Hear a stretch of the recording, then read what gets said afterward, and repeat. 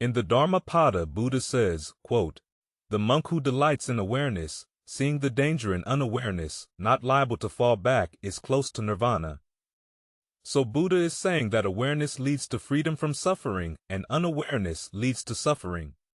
So there's something we have to figure out right away. What is awareness? To put it simply, awareness is to see what is, and you might be thinking, aren't I always seeing what is?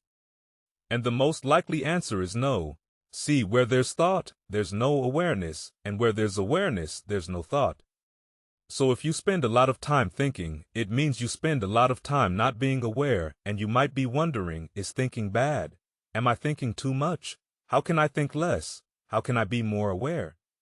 And all of these questions will be fruitless. It's much more useful to see the function of thought. Thought is useful for working on problems. You already know the answer to, for example, where are my keys? Let me think about where I last saw them. Oh yeah, there they are.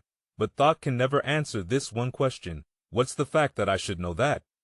I don't know already, because if you can articulate it, then you already know it. But thought can't articulate what it doesn't already know.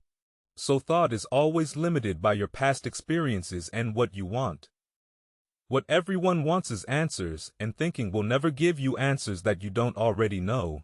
Thinking can't tell you anything new. If you sit still and really listen to your mind, you'll quickly find out how repetitive it is. It talks about the same things over and over again. It revisits the same ground. It produces nothing new. It provides the same solutions over and over again. That's because thought comes from memory, and memory is always of the past. And if your memories had the answers you were looking for, you'd already have solved your problems. You'd already be where you want to be in life. So if you're still seeking answers, you won't find them through thinking. And when you truly realize this, you'll start to wonder what's outside of thinking. When thinking stops, awareness starts. When awareness starts, you see what is no longer blinded by your thoughts, emotions, memories, and preconceptions. In other words, you're no longer blinded by your past, and you may be wondering, blinded by my past? What does that mean?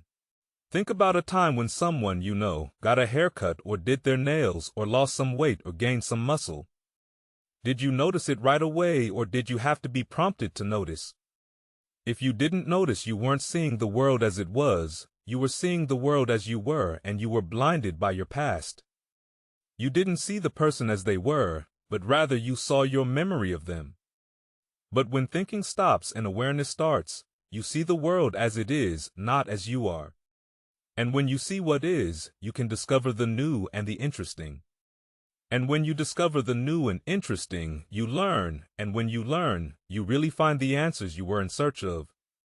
But if you haven't already solved the problem, thought will never give you the answer. And when you know that you don't know, thought stops and awareness begins, and it's only when you become aware that you become free of the past.